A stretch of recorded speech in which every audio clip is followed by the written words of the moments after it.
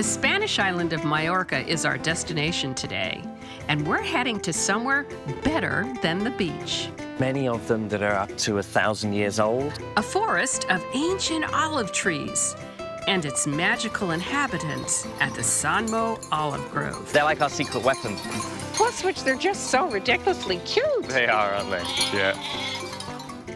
On Ask Sara, we use a lot of lemons in my cooking, and I was wondering how to get the most juice out of them.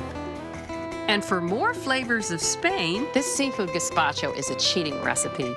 It doesn't involve much cooking. It's perfect for summertime. back at the Olive Grove, it's live fire cooking with a traditional pepper and eggplant appetizer and a gigantic arroz brut. Okay. A Mallorcan olive grove, a wood-fired feast. To you. Salud. Today on Sarah's Weeknight Meals.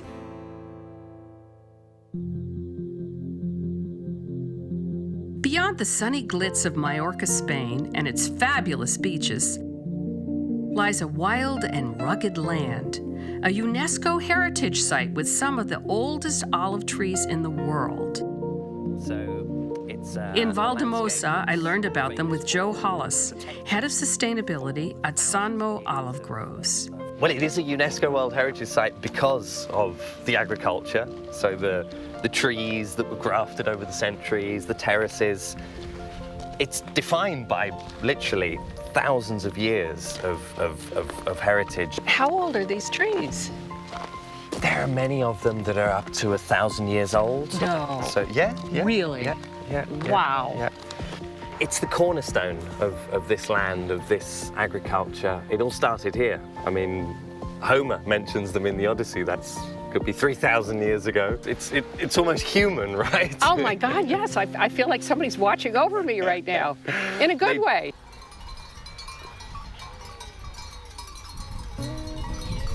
But my favorite part of the olive grove? The sheep. These guys are amazing. Yeah, they're the key here. They're like our secret weapon. They keep the trees healthy because, of course, they eat the wild shoots around the base of the trees. So that keeps the productive tree happy. And then, of course, they fertilize the land. So, yeah, it's like a virtuous cycle of life that was crafted here over the centuries. But plus, which they're just so ridiculously cute. They are, aren't they? Yeah. The terraces, of course, are what's allowed people to tame this environment because they were able to access the trees better, to harvest the olives. It was thanks to the knowledge of the Moors from the north of Africa, who brought their knowledge of building dry stone walls, terraces, water management. So it's sort of like steps. Yeah, literally. Yeah. You know, they say there are actually more kilometers of dry stone terraces here than there are in the Great Wall of China. No.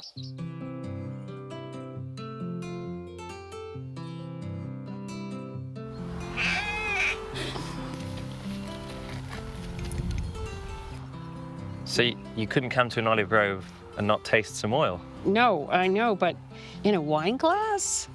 Isn't that Yes, weird? I hate to say, to taste oil, you have to drink it. A good oil always has a green smell, so the earlier you pick the olives, and we pick them very early in the season, so there's more green than black. Right. Okay. You have to drink it, wait for the sting in the back of the throat.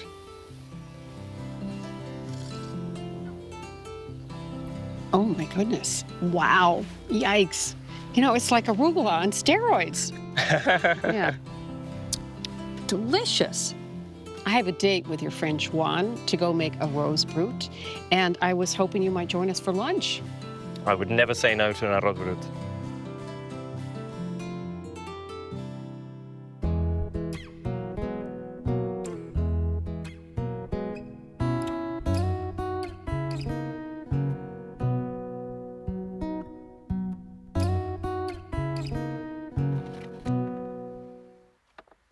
Wow.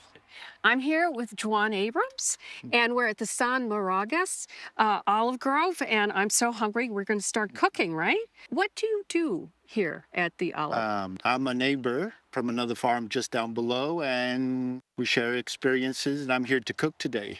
Wonderful. So what are we making here? This is called the scalivada. What we use is red peppers and eggplants. And the only thing we do is put a little oil, Olive oil, of course. and put them in the oven, half an hour on each side in a hot oven. Okay. So the skin burns a little bit and it's easy to peel. And now we'll do what we call arroz brut.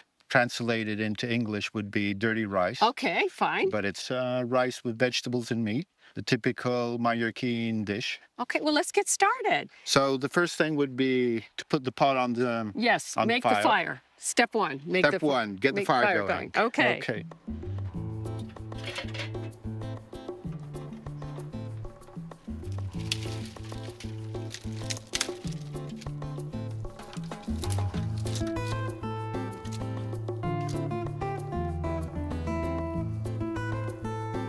Okay, now we've turned up the heat. Okay. Okay. Now, Oh. first step is to put the Olive oil, of course. olive oil. Yes. That's the reason. Yes. And how much you're going to put in there? So half a cup of olive oil, a little bit more, Always more. a little touch. Okay. And now the meat goes Now in the first. meat, very simple. So that looks like about 3.5 pounds of combined chicken thighs and pork ribs and a couple chicken livers. And chicken livers. Okay. So you're going to season everything. So we season everything. And this too? We season this? It's not necessary because Okay. it will absorb the Flavors from everything flavors, else. yeah. Okay. Ready. Go ahead and put that on. You want me to start with the onions? Yeah, Okay. small, Okay. chopped up You small. need this too, right? I need this. Okay. Chopped up fine. Okay. I will do that. Watch out with your fingers. I will try. Okay.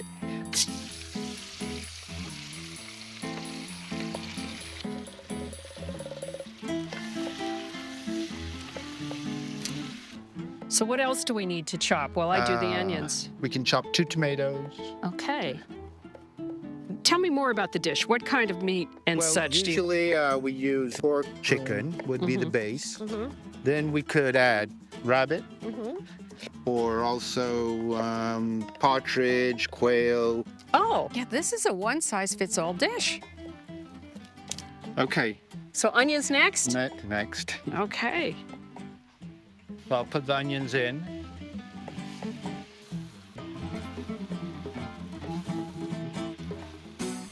These are the chicken livers we've removed. Uh-huh. And we'll grind them with salt, saffron, a little bit of turmeric, and garlic. Okay. And what are we going to use to do that? Oh, my goodness. We don't have electricity here, so Oh, my goodness. We have a 500-pound mortar and pestle, and you've already got, looks like I one put a clove. little garlic in. Okay. And then a hefty pinch of salt. Pinch of salt. Okay. I'm going to start with this. Okay. I'm going to add the livers now. We'll put a little bit of saffron in. And if you don't want to splurge on saffron, what do you use? Turmeric, Oh, nice. I like Okay. saffron. a little turmeric. Oh, you're going to do both? Both. We're doing both and. Okay, perfect. Not much. A little like this. Okay.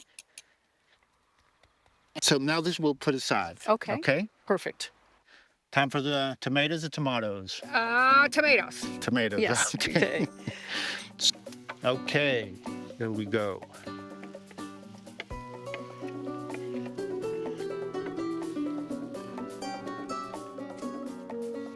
Time for mushrooms. All right. Now, what do you call those? These are kamatsukas. We call those chanterelle. And 2 cups of mushrooms. So Okay. while the mushrooms are cooking, what can we do? We can get the green beans ready. Okay. Chop off the ends and cut them up in pieces. Oh, you're going to do them all at once. I will do the same. Do Now these have a about- funny name, too? Monjata varda, What's that mean? green beans. Oh, okay, you wise guy, you. These are nice-looking beans. These are local also? Yeah, local. So I think that's about 2 cups. If a bean falls on the ground, don't worry. The sheep will eat them. Those sheep are little vacuum cleaners. So Okay. They're now, ready Now, for the beans? Ready for the beans. Okay, do it.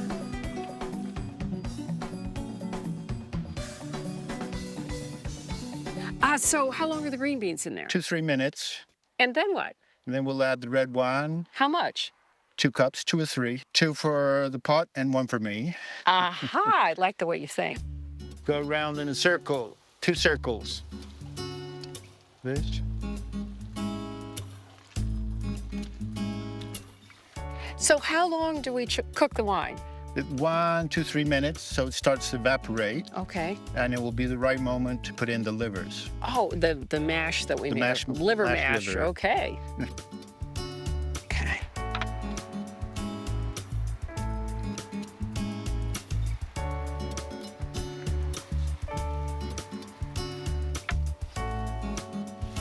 Okay, all mixed in.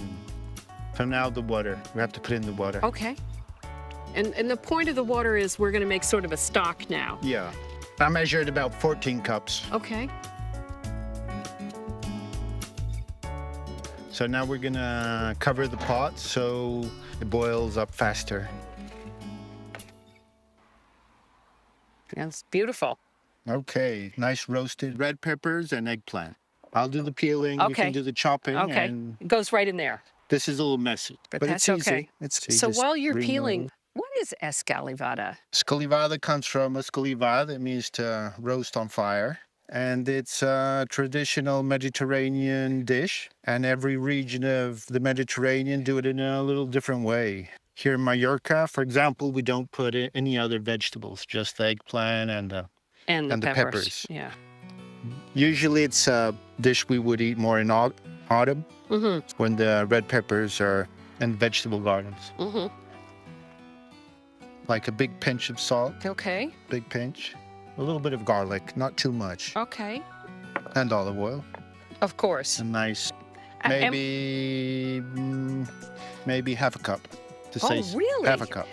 It reminds me a little bit of the Italians who tend to add olive oil in the beginning, the middle, and the end. Yeah. Yummy. Very simple Yummy. and very good. Oh, I'm sure. Okay, so how's things going back there? Back there must be time for the artichokes. Oh, okay. Can we just pause and look at them half a tiny bit? We already had them chopped up So what you did is Yeah. you in quarters. quartered them, you removed the choke, and you put them in acidulated water so they didn't turn a lot of color. I So mean, they they got a don't, little bit of color. Okay.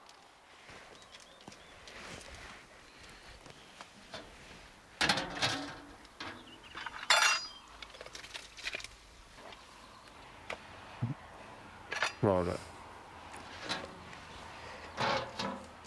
Okay, time for aperitivo. Oh, I like that. Let's We'll head have on over the- there.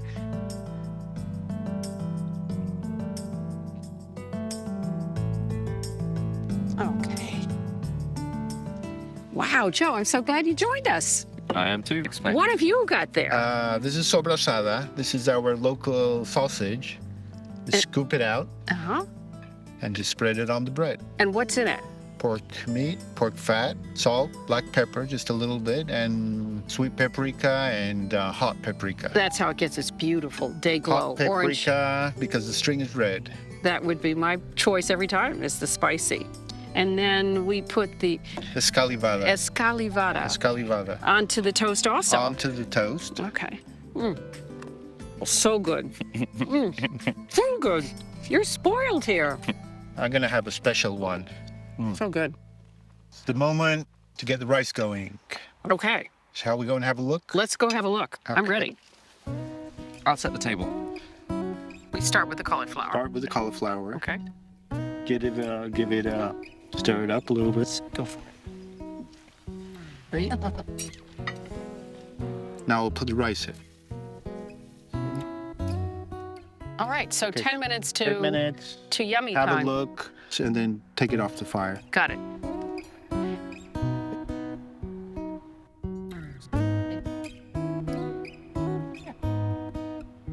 Oh my God. Wow. You. Wow. You're spoiled. You're used to this. Hang on. Oh, it's still bubbling. Are you ready? What do you mean? I'm past ready. Don't do that to me. So exciting. I think I need to start eating. Do I have to wait for you? You can wait. Oh, You okay. can wait. He's a character. Okay. Oh, that's so Okay. beautiful. Spoon, fork, knife. The What? spoon is good. You. This is it. My God. You can taste the smoke, the fire, The everything. fresh vegetables, wild mushrooms, all the flavors.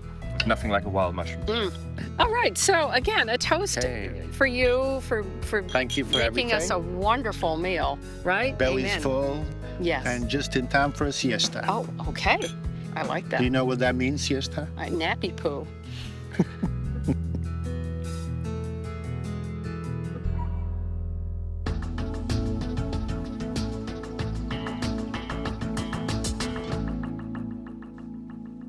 I get so many great questions on my website. I just love answering them. And I have one today for Ask Sara from Dave in Littleton, Colorado. Hey, Dave, I understand you have some interest in lemons. Yeah, I do. We use a lot of lemons in my cooking, and I was wondering how to get the most juice out of them because we just go through lemons. Right, right. And that's a good point. You really want to get the most juice. So, for starts, when you go pick a lemon, you go to the store, you should feel them. And what you're looking for is a lemon that has good give, meaning when you press it, your fingers go in. If your fingers don't go in, that means it has a thicker outside and less of an inside, which is where all the juice is. So, for starts, get the right lemon. So, then another trick I like to do is, and this is true whether it's a lemon or a lime, is to take the citrus and lean on it with both of your hands, bruise it a bit. That helps to soften up the inside. But I want to show you how juicy this is when I cut it open. Use a serrated knife for, I don't know if you can see how wet it is. See, there's even some on the counter already. Oh, And yeah. this is especially, I knew these had a big outside, a big pith when I felt them. You want the thinner skinned lemons if you can get them. Then I have several favorite tools. This is one. It's a good old-fashioned Mexican reamer. They've got different sizes for the lemon and for the lime, and this works very nicely. I'm just going to put this little guy in here. You put it cut side down, not curved side down, cut side down, and that's because all the holes where the juice come out are right there. It's sort of counterintuitive because you want to put it the other way, but this is the way it goes. Oh, I always put it in upside down. Yeah, isn't that interesting? So now we go, and I like this because you can get both hands involved and just squish it. Okay. Now I need, That makes so much more sense. doesn't it? Now here's another trick I learned from Jasper White, told to me by Ming Tsai, now I'm dropping names, which is use your tongs as a lemon juicer. So what you do is you just put them right in there and then just squeeze. Isn't that fantastic? Now here's the, Out of that. yeah, I love this tool. It's good for so many things. Then what you can use the leftover lemon for is to clean your cutting board, clean your hands. Actually, I don't know if you have any copper, but if you did, like a copper bowl or copper, you take lemon and salt. You can just put some salt on it, kosher salt, rub it on the copper. It will clean it beautifully. And finally, if you have a disposal, you can put these down the disposal and they'll make it smell nice and fresh. Oh, yeah. So, all right. Well, so I hope you do some of these little things I've shown you. I just learned how to use a squeezer. There you go. I know. Put it in the right way. Thank you so much for your question, and I hope you keep on cooking. I'm glad you cook for your wife. We need more of that. If you want to send me a question, please do to saramoulton.com. We love to take your questions, and I will answer them on Ask Sara.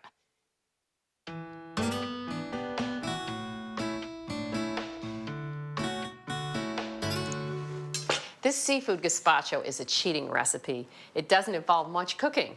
It's perfect for summertime. So I'm starting by getting all the vegetables ready. And here we have some seedless cucumber. It's also known as an English cucumber or a hydroponic cucumber. So I coarsely chop half a cup for the base. That's what we're going to put in the blender. And I finely chop a cup for the garnish. And this is going to go in the blender. Blender is the best place to puree a soup if you want it to be really smooth. All right, now our pepper. 1 large green bell pepper. All right, so there's our peppers and our cucumbers, which will provide crunch in the soup. And I'm going to add the rest of my pepper. You could use red bell pepper too if you wanted to. That would be nice. Now, where does gazpacho originally come from? It comes from Spain, and supposedly, I'm gonna try to do this with a Spanish accent, the Andalusia region, where I've been. It's beautiful. It's wonderful, refreshing soup. You know, it just says summer. And originally, well, oftentimes you'll find that a gazpacho has bread in it. And the word gazpacho, I guess, comes from the Arabic, which has something to do with soaked bread. All right, so I'm gonna put a little bit of garlic in there. We just put it in whole, smash it. It's the easiest way to peel it is just to whack it with a knife. And in it goes. Okay, a little bit of lemon juice. Now, what I did, one of my tricks, I've got a microwave down here, is to nuke it for 30 seconds, and then what happens is the juice just comes streaming out. I'm gonna cut off that so it's a little bit easier to ream. This is particularly useful when you're working with limes because they really hate to give up their juice. But you can see already how juicy that is. And then we're gonna just use one of these. I love these little Mexican citrus reamers. You need about 3 tablespoons of lemon juice. And this gives it a nice, bright, sunny flavor. But we're also going to add another acid, and that is our sherry vinegar. Sherry vinegar is Spanish, and it's got a wonderful depth of flavor and a nice, sort of light sherry taste. I'm going to use a tablespoon of this. I need now 2 tablespoons of olive oil. So there we go, and a little bit of sugar, because this is quite acid from everything. About a teaspoon. Hot sauce. I like hot sauce. This is about a half a teaspoon. I really like it, so just don't look, okay? This recipe actually was based on a recipe that ran in Gourmet magazine, and it starts with a tomato clam juice, which gives it a really nice, I don't know, extra flavor. Plus which, because it's a seafood gazpacho, it just makes complete sense. I'm only adding some of the clam juice because we're gonna puree it in here, and then the remainder is gonna go in with the rest of the soup. But if we added all 3 cups here, this wouldn't puree well. We want these vegetables to get very smooth. They're our thickener. A hefty pinch of salt. You don't need a lot because the tomato clam juice does have salt in it anyway. And then we're just gonna hit the puree button. In this goes. I'm going to add my other 2 cups of tomato clam juice. All right, now for the seafood. We're going to use shrimp and crab. And a little goes a long way. It's a very, very refreshing soup. We're using jumbo lump, but you could use any kind of crab meat that you like. And I'm just going to barely break this up in here. I mean, the whole point of jumbo lump is to have big lumps, so you don't want to break it up too much. And what you're looking for with crab meat, fresh crab meat in particular, is just that it smell like, faintly like the sea, not like fish. You can buy shrimp these days, already cooked, you know, boiled, ready to go for, you know, shrimp cocktail. But if you wanted to do your own, that's a great idea. I'm just going to cut this. You see, we already have this boiled, so I'm going to cut it into 4 so you can get a bite. All right, in goes our shrimp. This is the fastest way to chill anything. I learned this when I was in cooking school about how to fast chill champagne or white wine. You put it into a bucket filled with ice, but ice and water, and you just keep stirring it, and you can quick chill something, a bottle of champagne or a big bowl of soup like this, in about 10 minutes. It's a wonderful trick to know. Okay, now, here we have some croutons. You can use store-bought croutons, but I like to make my own. And what we did, I took some bread, it could be any leftover loaf of bread, whether it be French bread or just white bread or whatever, whole wheat bread, cut it into cubes, tossed it with garlic and olive oil and paprika. And then we just toasted it off in the oven and let it cool. And now we're ready to go. You need a substantial portion because this is going to be your dinner, a wonderful summertime dinner. You could have just a nice tossed salad on the side. See, we got all those wonderful vegetables that we put in there from before. And just put your croutons in. There we go. Seafood gazpacho, a light and easy change of pace for a weeknight meal.